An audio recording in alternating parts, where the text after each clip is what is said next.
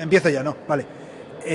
Como hay mucho ruido ambiental, es por ello por lo que utilizaré estos micrófonos para hacer presentación de Cristóbal Suárez. Cristóbal Suárez, ¿cuál era tu pueblo? Es que me resulta... Es de Mollebamba, que como todos bien sabéis, igual que yo, es desde el mismo Perú, y es profesor de pedagogía del universitario, es multidisciplinar, es tecnólogo por afición, por devoción, pero sobre todo lo que le caracteriza más es ensayista. Es uno de los mejores ensayistas que conozco. Con el tema de la educación, la educación con las TIC y sobre todo los entornos educativos con las TIC, los nuevos entornos educativos y lo que la cultura 2.0 está generando en la transformación de la visión de lo que la educación tiene que hacer y hacia dónde tiene que ir. Cristóbal hoy pues va a hacernos una ponencia, a mi modo de entender, bastante interesante, que da pie y da juego más que a una ponencia como tal, a un debate. Sin embargo, yo creo que lo que sí podemos hacer es, como estamos diciendo en muchos debates, que él dé pautas para que luego el día mañana, quiere decir, la semana que viene, podamos lanzar un especial debate sobre los principales tópicos que va a tratar hoy en su ponencia. Así que, Cristal, no voy a entretener más porque el afán de protagonismo me sobra, así que te dejo. Bueno, en primer lugar quiero dar las gracias a todos ustedes por estar presentes aquí, a la Fundación Telefónica por la oportunidad y empezar esta, espero, jornada de conversación, iniciando con la exposición de algunas de las ideas que he preparado para el día de hoy. Siempre se dice que en filosofía es mejor plantear una buena pregunta que proporcionar una respuesta a medias.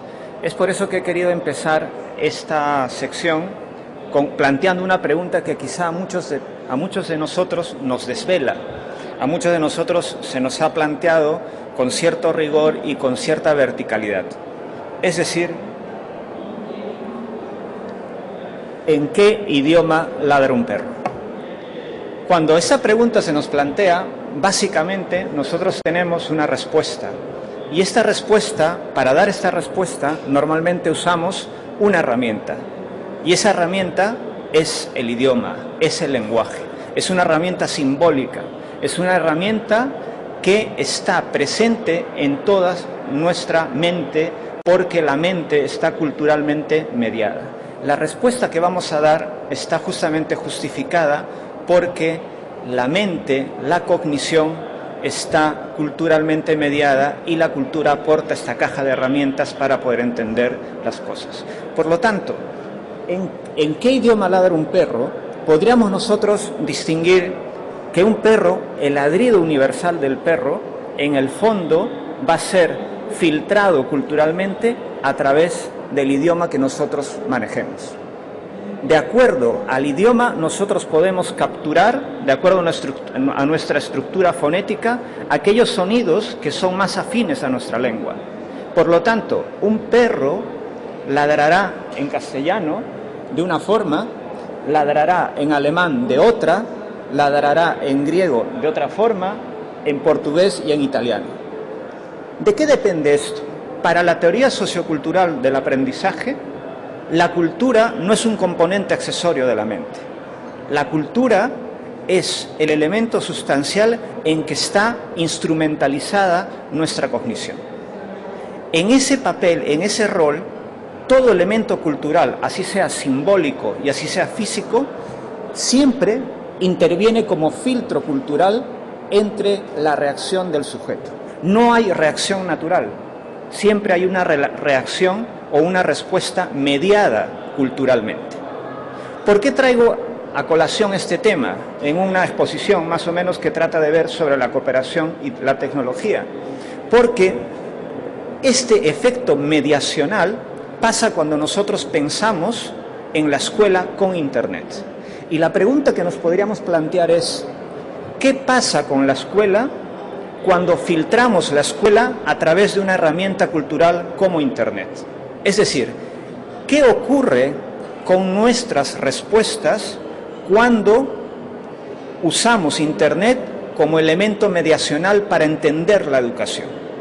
En este campo es que nosotros podemos ensayar muchas respuestas. En primer lugar, la respuesta primera es que Internet no es una entidad pasiva, añade un componente instrumental a la educación. Cuando representamos la escuela a través de Internet, nuestras respuestas pueden ir por distintos caminos. Para caracterizar estos caminos he creído conveniente usar el concepto de metáforas. Y las metáforas son enunciados de lenguaje que de alguna manera tratan de concentrar la complejidad. Sin ánimo de estructurar un conjunto de metáforas definidas para entender la escuela 2.0, he comenzado a hacer un ejemplo de metáforas educativas pensadas con Internet. Es decir, ¿qué pasa con la escuela cuando Internet actúa como un filtro cultural y cuando interpretamos la educación y la acción de la escuela a través de Internet? Y podemos encontrar varias respuestas. Una de estas respuestas es el tecnoescepticismo. El tecnoescepticismo implica desarrollar actividades educativas sin introducir ni artefactos ni funciones asociadas al uso de la tecnología. Y esto pasa por no reconocer la tecnología como un elemento o un componente del modelo pedagógico. La siguiente percepción es la reproducción. La reproducción consiste de alguna forma en introducir Internet como mobiliario, como parte del mobiliario educativo, sin cambiar en nada las funciones o la disposición o la estructura de la sesión de aprendizaje. Aquí Internet hay una introducción literal de Internet como herramienta en el aula, pero no hay un cambio sustancial en las funciones. La infoxicación. La infoxicación podría caracterizar de alguna forma ese proceso por el cual muchos de nosotros, los profesores, nos encontramos totalmente sobrecargados de información y de actividades para poder educar con Internet. Y muchas veces hacemos esto porque no distinguimos la finalidad educativa con nitidez y pensamos más en las funciones tecnológicas y las asociamos como funciones educativas. Otra de las metáforas que podrían usarse sería la de la simulación. En esto consiste en añadir la tecnología al aula, pero sin encontrar un cambio sustancial en la forma de enseñar y en la forma de aprender. En este caso, la actitud y la actividad docente se adapta literalmente a la tecnología. Otra metáfora es el aula en red. Aunque aparentemente esto pueda denotar algún cambio porque se ha introducido la tecnología y las redes, en el fondo esta disposición está manteniendo la misma organización de la escuela. Y para mí esta imagen de alguna forma representa el drama total. Pensar que tecnología es educación. Y que hay una relación directa entre tecnología, entre acción tecnológica y aprendizaje, a una especie de ejercicio fisicalista de causa y efecto. Esto para mí, de alguna forma, es una percepción de el uso de la tecnología, de alguna manera equivocada, porque no existe la relación causal entre exposición a la tecnología y aprendizaje. La tecnología siempre es una variable más, pero la tecnología juega un papel y ese papel hay que tratar de descubrir.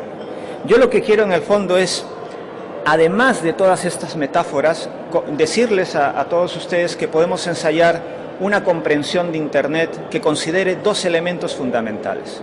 Por un lado, entender que Internet prefigura un entorno educativo nuevo y que en ese entorno educativo fluye una comunicación inédita que no es propia ni en entorno ni en comunicación a la cultura educativa escolar.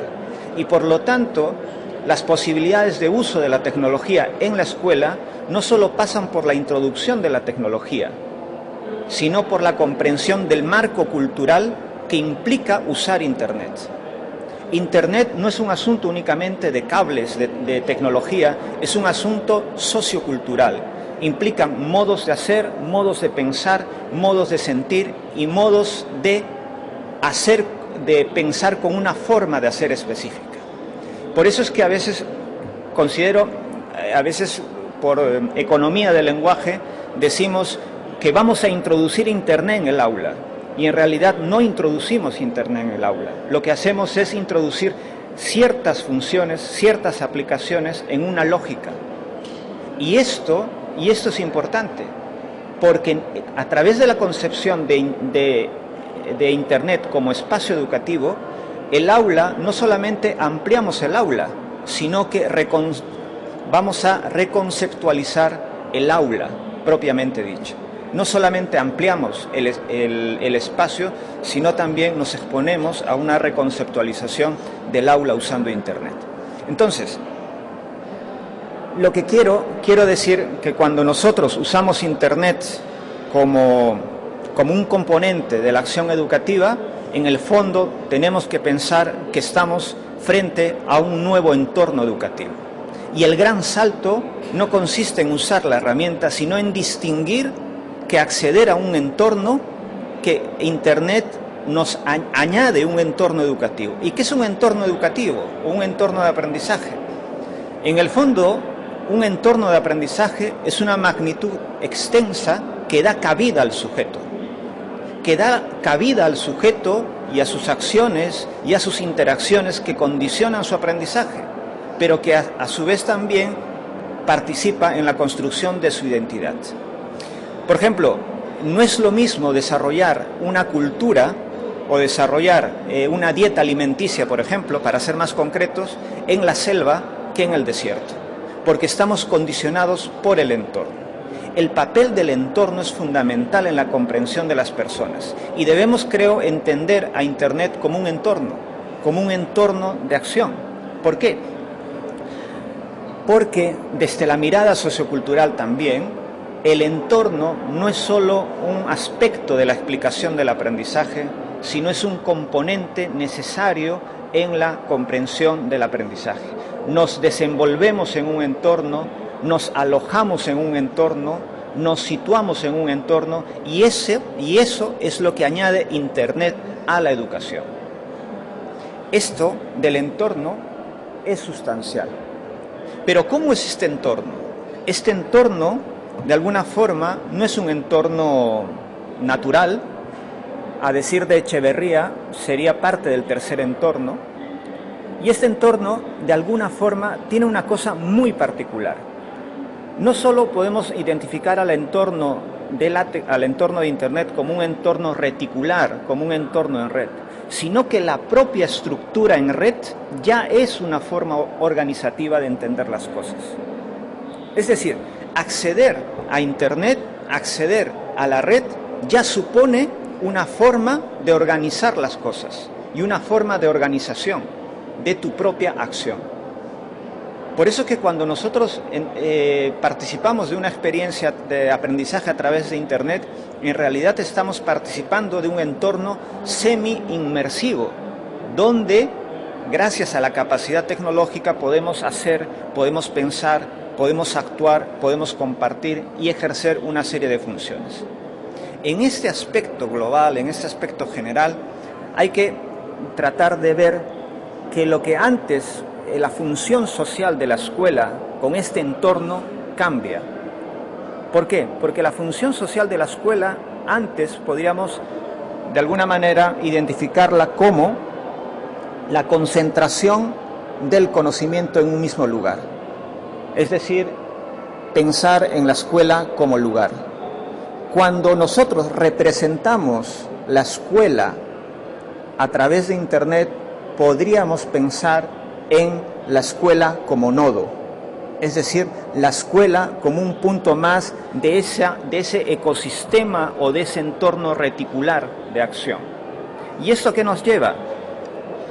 nos lleva a replantearnos las nociones de aprendizaje. Nos lleva a replantear si es posible aprender solo en un contexto enriquecido tecnológicamente como es Internet. En un contexto donde la escuela es nodo, donde las comunicaciones fluyen en distintas orientaciones, ¿es posible plantear acciones solitarias en este contexto? Lo que nosotros, o lo que de alguna forma quería ensayar, es que la cooperación o el trabajo cooperativo es la gran oportunidad educativa que nos brinda Internet para poder repensar la educación. No es que Internet haya inventado la cooperación, pero Internet nos está enseñando a tomar ventaja de la cooperación. Y la oportunidad que tiene la educación, pensando en la escuela nodo, es de alguna manera suponer que las personas no podemos, estando en red o en un entorno en red, no podemos o no debemos aprender solos, sino que tenemos la oportunidad de poder interactuar con otras personas. Y esto es uno de los temas no solo tiene que ver con artefactos, con herramientas, sino tiene que ver con la representación cultural de la escuela. Y esto tiene que ver con lo que aporta Internet. Según Castells y según este precioso libro que les recomiendo sobre comunicación y poder, la cultura de la sociedad red es una cultura de protocolos de comunicación. El gran aporte de la sociedad red, el meollo del asunto, está en la comunicación. Si la comunicación se plantea de una forma, ¿por qué no aprovechar la educación, que la educación aproveche estos protocolos de comunicación para repensar los procesos de aprendizaje? No consiste solo en introducir la tecnología, no consiste solo en permitirnos el uso de un aparato, sino en permitirnos el desarrollo de una cultura escolar que aprenda a identificar en la cultura digital ciertos aspectos que podrían enriquecer la experiencia social de la persona, la experiencia social del que aprende más allá de su espacio físico en un entorno en red. Esto es básicamente lo que podríamos hacer con Internet. ¿Por qué? Porque según Steven Johnson, que es una persona que ha desarrollado esto, la suerte favorece a la mente conectada. La suerte favorece a la mente conectada implica reconocer que buena parte de nuestro desarrollo personal depende de las posibilidades de interacción social y negociación y coordinación humana con otras personas.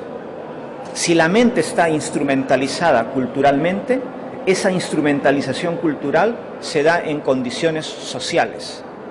Y la escuela se supone es un espacio de socialización. Y al ser espacio de socialización debería favorecer los distintos canales de comunicación y de relación social. Lamentablemente la escuela abusa solo de una forma de relación social, que es la relación profesor-estudiante. Con Internet es probable que podamos repensar la relación profesor-estudiante y dar cabida a la cooperación como una forma válida para pensar los procesos de educación. Yo quiero que por unos minutos, creo que son 4 minutos, podamos ver este vídeo para poder entender a qué se refiere el tema de la conectividad como factor de suerte.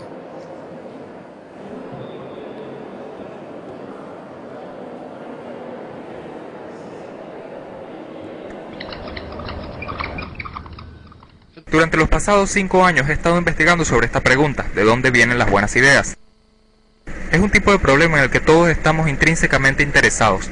Queremos ser más creativos, queremos tener mejores ideas, queremos que nuestras organizaciones sean más innovadoras. Analicé este problema desde una perspectiva ambiental. ¿Cuáles son los espacios que históricamente llevaron a índices excepcionales de creatividad e innovación? Y lo que encontré en todos estos sistemas es que hay patrones recurrentes que se pueden ver una y otra vez que son cruciales para crear ambientes que son excepcionalmente innovadores. A uno de los patrones le llamo lenta corazonada. Las nuevas ideas casi nunca vienen en un momento de gran entendimiento, de un golpe de inspiración repentino. Las ideas más importantes toman un largo tiempo en evolucionar, pasan tiempo latentes en el fondo. No es hasta que la idea tiene 2 o 3 años, a veces hasta 10 o 20 años para estar seguros, que de repente se hace evidente ante ti y en cierta forma útil. Y parcialmente, esto se debe a que las buenas ideas vienen de la colisión entre pequeñas corazonadas, formando algo mayor que ellas mismas. En la historia de la innovación, se ven muchos casos en los que alguien tenía la mitad de una idea. Hay una gran historia, la del inventor de la web Tim Berners-Lee. Este es un proyecto en el que Berners trabajó por 10 años, pero cuando comenzó no tenía una visión completa de este nuevo medio que estaba por inventar. Él comenzó a trabajar en un proyecto paralelo sobre cómo organizar sus propios datos, que lo tiró luego de un par de años y comenzó a trabajar en otra cosa. Y solo luego de 10 años tuvo una visión completa para que la web comenzara a existir. A menudo es así como las ideas nacen. Necesitan tiempo de incubación y pasan mucho tiempo en esta corazonada parcial. La otra cosa que es importante cuando piensas en ideas de esta manera es que cuando las ideas toman forma en una corazonada, necesitan colisionar con otra corazonada.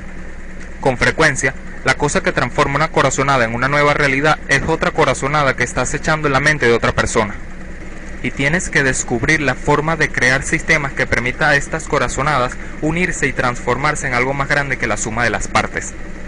Es por eso, por ejemplo, que los cafés en el siglo de las luces o los salones literarios de la modernidad fueron semejantes máquinas de creatividad, porque creaban el espacio donde las ideas se podían mezclar, intercambiar y crear nuevas formas.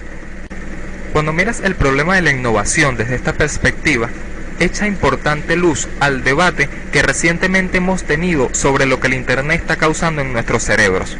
¿Estamos siendo abrumados por un estilo de vida de multitarea y de continua conexión? ¿Llevará esto un pensamiento menos sofisticado a medida que nos alejamos de una lectura más profunda, lenta y contemplativa? Obviamente soy un gran fan de la lectura, pero creo que es importante recordar que un gran motor de la innovación científica y de la innovación tecnológica ha sido el incremento histórico en conectividad. Nuestra habilidad para llegar a intercambiar nuestras ideas con otras personas, tomar prestado las corazonadas de otras personas y combinarlas con nuestras propias corazonadas y así transformarla en algo nuevo. Creo que realmente eso ha sido más que cualquier otra cosa la intención básica de la creatividad e innovación durante los últimos 600 o 700 años. Y sí, claro, seguro que distrae más. Pero lo que pasa, algo que constituye realmente un milagro y una maravilla en los pasados 15 años, es que tenemos tantas formas nuevas de conectarnos, tantas formas de llegar y encontrar otras personas, donde encontrar piezas faltantes para completar las ideas en las que estuvimos trabajando o encontrar algún déficit a través de alguna nueva información que podemos usar para desarrollar y mejorar nuestras propias ideas. Esa es la verdadera lección, saber dónde se originan las buenas ideas. La suerte favorece a la mente conectada.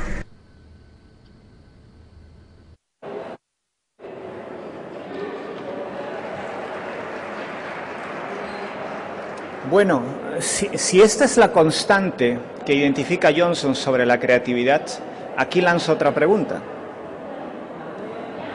¿La escuela favorece la mente conectada? ¿La escuela brinda esta oportunidad para enriquecer nuestro aprendizaje en condiciones sociales mucho más óptimas que la relación profesor-estudiante? Quizá el germen para poder reflexionar sobre otro elemento importante en la construcción del aprendizaje sea Internet a través de la cooperación. En este sentido, debemos reconocer que no solo estar frente a Internet es estar frente a un conjunto de herramientas, sino también frente a un conjunto de relaciones, de oportunidades de relación. En un buen libro, Christakis y Follner, en Libros Conectados, tratan de demostrar una sencilla hipótesis, pero potente, que buena parte de la comprensión que nosotros tengamos de una persona pasa por entender cómo está conectada, qué tipo de relaciones vive, cuál es la intensidad, la magnitud del alcance de sus relaciones. Si nosotros aplicamos esto en la vivencia de las personas, de nuestros alumnos, y tratamos de entender bajo esta premisa si la escuela de verdad está aportando condiciones sociales óptimas para el desarrollo del aprendizaje, entonces podremos nosotros reconocer la amplitud social de la escuela. Si nosotros comenzamos a entender la escuela mediada a través de Internet, podemos reconocer otra oportunidad. Y una oportunidad que, como les decía, no solo abre el aula, sino que reconfigura el concepto de aula y el concepto de oportunidad social. En este sentido, nosotros podemos optar por distintas formas de relación y podemos de alguna forma reconocer que cada elemento que nosotros usamos en Internet en realidad añade una función a nuestra actividad. Las herramientas no solo nos sirven para desarrollar un conjunto de acciones. Las herramientas están orientadas externamente, sí, pero cuando nosotros usamos una herramienta, hacemos planes con esa herramienta, aprendemos a pensar con esa herramienta. Entonces, no solo podemos hablar del aprendizaje con la tecnología, sino también del aprendizaje de la propia tecnología, del propio sistema tecnológico. Entonces, cuando introducimos Internet en el espacio físico del aula, no introducimos un aparato, sino que hablamos de un entorno. Y ese entorno está tecnológicamente enriquecido a través de una serie de funciones que extienden no solamente acciones, sino que experimentamos, gracias a ese uso, un rebote cognitivo sobre nuestras propias formas de actuar, sobre nuestra propia capacidad, sobre nuestros propios poderes. Por eso que cuando nosotros escogemos una herramienta, en el fondo estamos escogiendo un modo de hacer.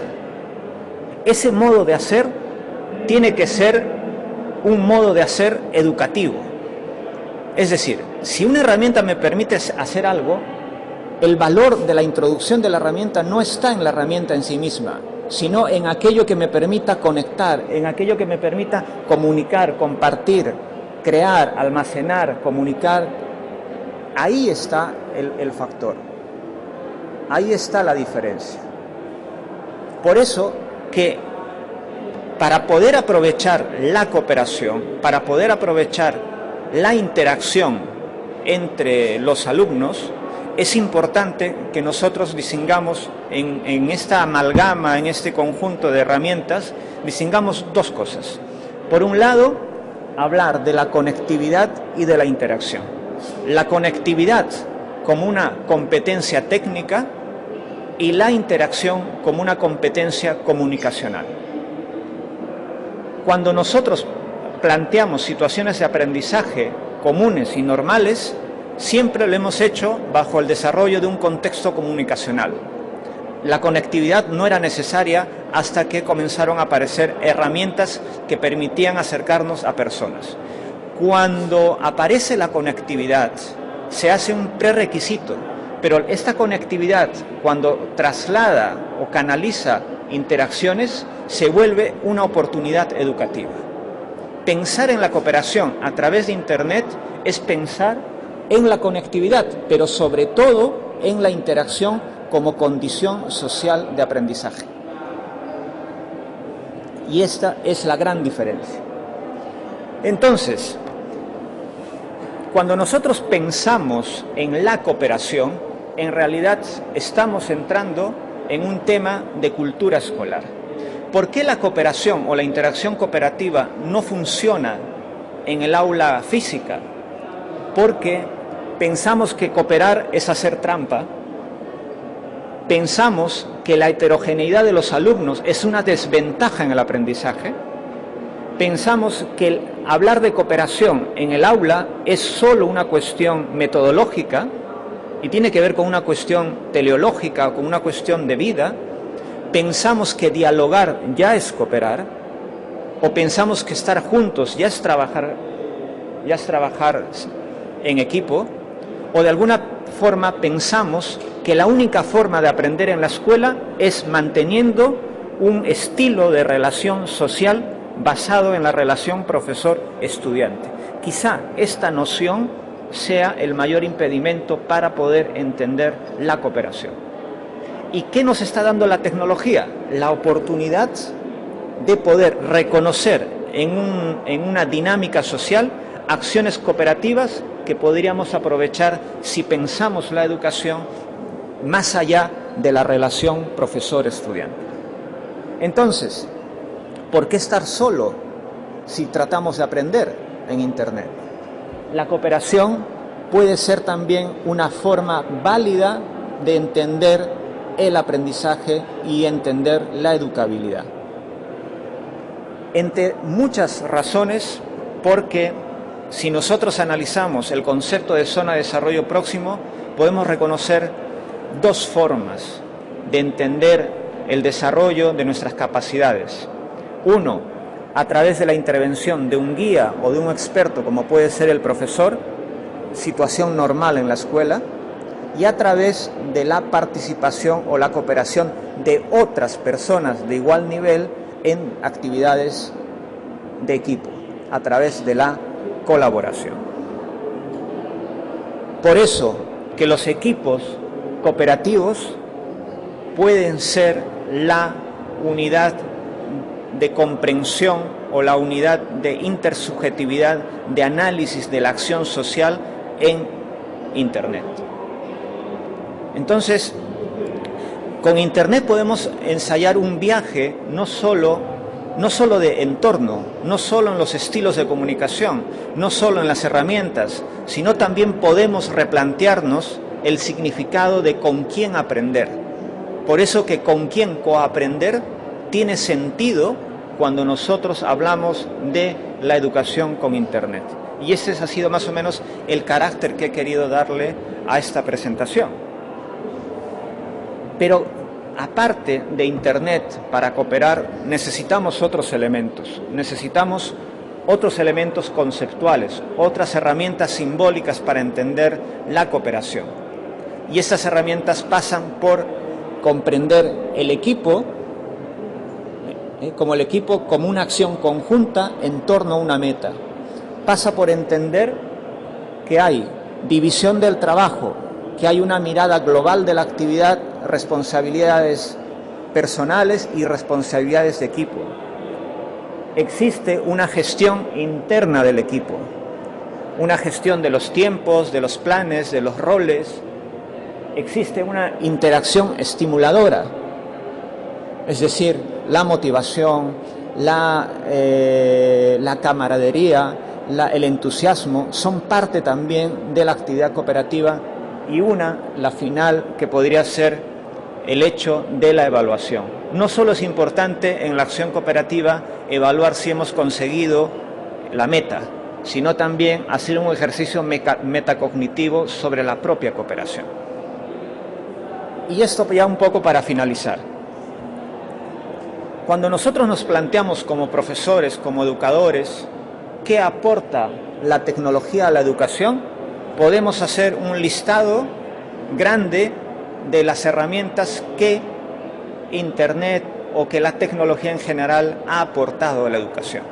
No obstante, si planteamos esta pregunta en otro sentido y nos preguntamos ¿qué añade la pedagogía a la tecnología?, nuestras respuestas van a ser muy, muy concretas.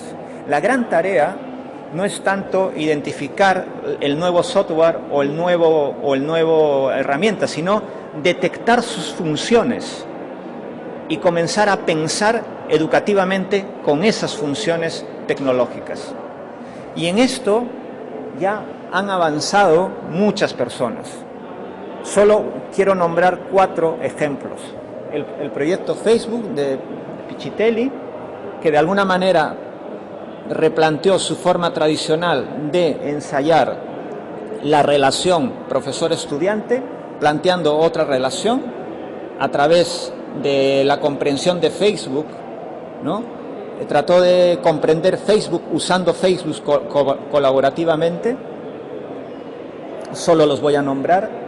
el proyecto Astroatocha, que de alguna manera es un proyecto interdisciplinar muy bonito sobre cómo articular mitología con geografía, con distintas disciplinas para poder trabajar a través de los podcasts y a través de la wiki usando internet. El kiosco de chuches, que es una idea muy sencilla, pero ahí está su genialidad, usar un hashtag para poder orientar el esfuerzo de muchos profesores en el conocimiento de algunas herramientas y en su aplicación. Y poesía eres tú. Poesía eres tú.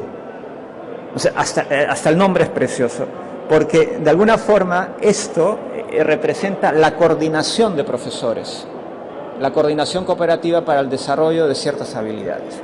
Y en Internet hay muchísimas experiencias que están confirmando un sesgo, que están confirmando el sesgo cooperativo que podríamos darle a las actividades educativas. No todo tiene que ser cooperativo, evidentemente, y no todo se puede aprender con tecnología, pero no aprovechar el mundo de la conectividad generada por Internet y seguir aprendiendo solo podría ser una gran desventaja.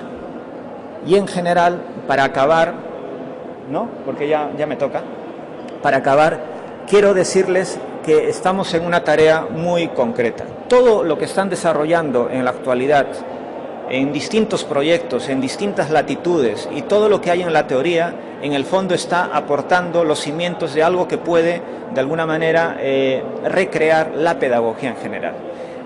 Toda la didáctica que hemos aprendido, la mayoría de nosotros, toda la didáctica o el lenguaje de la didáctica o la pedagogía ha estado sustentada sobre la relación profesor-estudiante.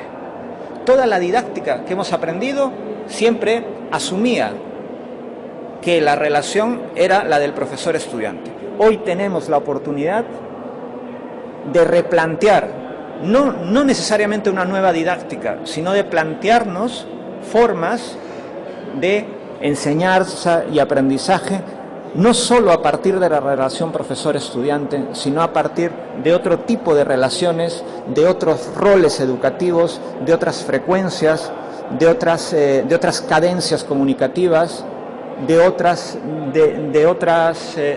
dinámicas de comunicación en general.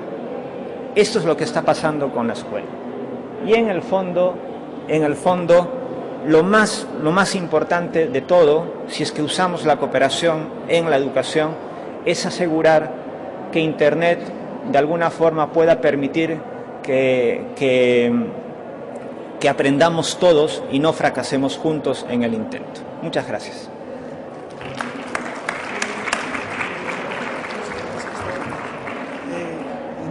¿Cómo se llamaba tu entorno digital para que si quieren...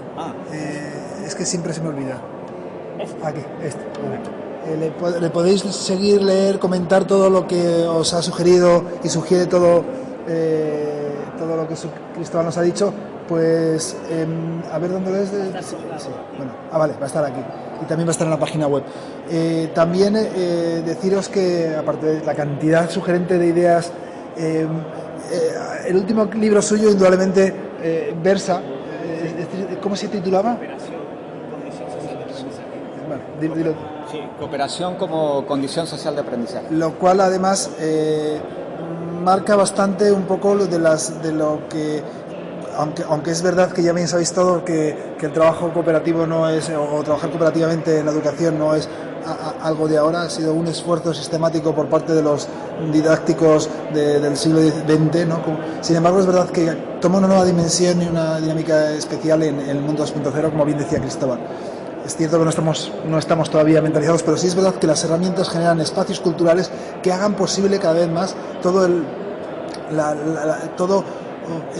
por poner un ejemplo, para aterrizarlo. Chicos que son capaces de trabajar colaborativamente para compartir apuntes y hacer cosas en 20 son potencialmente orientables para un trabajo cooperativo hoy en día en entornos 2.0 por parte de los docentes si lo saben hacer bien, lo cual significa que a veces tenemos que estar de otra manera reentendiendo nuestra función como docente. creo que es un debate abierto, es un debate además enormemente enriquecedor y yo os animo a todos a que lo sigáis a Cristóbal en sus blogs y también en el debate posterior que querríamos ir manteniendo al respecto. Os agradezco enormemente vuestra asistencia y bueno, seguimos a la siguiente actividad. Gracias.